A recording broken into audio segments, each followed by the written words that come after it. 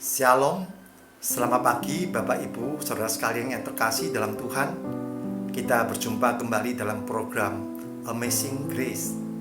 Hari ini kita akan pelajari buah Roh Kudus yang bercita rasa kemurahan. Bapak Ibu, saudara sekalian, Allah kita adalah Allah yang bermurah hati sekali. Rasul Paulus dalam Roma pasal 12 ayat 1 mengatakan, saudara-saudara, demi kemurahan Allah, aku menasihatkan kamu, persembahkanlah tubuhmu sebagai persembahan yang kudus, yang hidup dan yang berkenan kepada Allah. Itu adalah ibadahmu yang sejati. Karena Rasul Paulus memakai Roma pasal 1 sampai 11 menjelaskan bagaimana Allah panjang lebar kasih-Nya, kemurahannya kepada seluruh umat manusia. Sehingga manusia yang melawan Allah, berdosa terhadap Allah, kehilangan kemuliaan Allah, baik orang Yahudi maupun orang Yunani, bahkan seluruh umat manusia, mereka seharusnya binasa dan dihukum.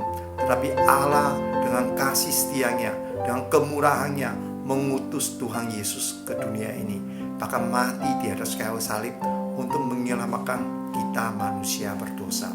Bapak Ibu saudara sekalian, kita adalah orang-orang yang telah menerima kemurahan daripada Allah.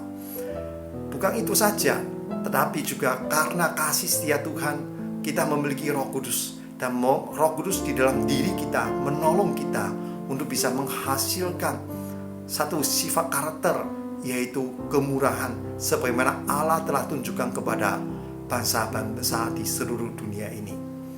Bapak Ibu saudara sekalian, apakah kemurahan Allah pada diri kita yang bisa kita juga tunjukkan dalam kehidupan kita kepada orang lain? Di dalam Injil Lukas pasal 10 ayat 25 sampai 37, Tuhan Yesus memberikan sebuah kisah tentang seorang Samaria yang murah hati.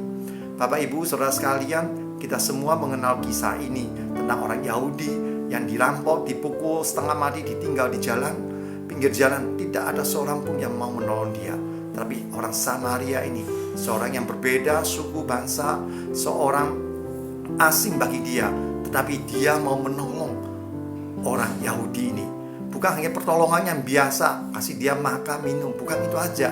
Dikatakan dia membalut lukanya, meminyaki lukanya, dan juga membawa dia naik atas keledai tumpangannya. Dia sendiri yang membawa orang ini ke penginapan.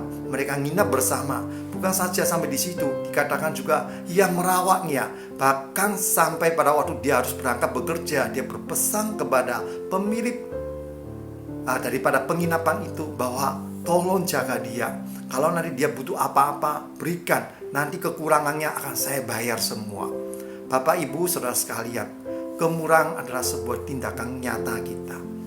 Bukan cuma hanya masalah karena kita bisa memberikan bantuan kepada orang lain dalam bentuk ekonomi, tapi juga satu perbuatan sikap kita mendukung orang lain, memperhatikan keadaan orang lain, mendoakan orang lain, terus menerus sampai orang itu melihat bahwa anugerah dan kasih Allah dalam diri kita boleh dinyatakan kepada mereka. Mereka menerimanya di dalam bentuk apa yang mereka butuhkan. Bapak Ibu saudara sekalian, Alkitab kita penuh dengan contoh seperti ini. Paulus juga memuji jemaat Makedonia. Mereka di dalam keterbatasannya, tapi mereka bermurah hati mengasihi jemaat di Yerusalem lebih daripada kemampuan mereka. Bagi kita sekalian, mungkin kita juga terbatas, tapi bukan karena kita yang berbuat, melainkan tadi dikatakan adalah karya Roh Kudus dalam diri kita yang menolong kita, memberikan kita kepekaan, menolong kita bisa mentaati pimpinannya, sehingga kita bisa menghasilkan kemurahan dalam hidup kita, di dalam perkataan kita, di dalam perhatian kita, di dalam doa kita, di dalam bantuan kita kepada orang lain. Itu semua karena anugerah Tuhan. Asal kita mau peka, kita mau taat, dan kita mau melakukan kebenaran yang Roh Kudus berikan kepada kita. Amin. Kiranya Tuhan memberkati kita.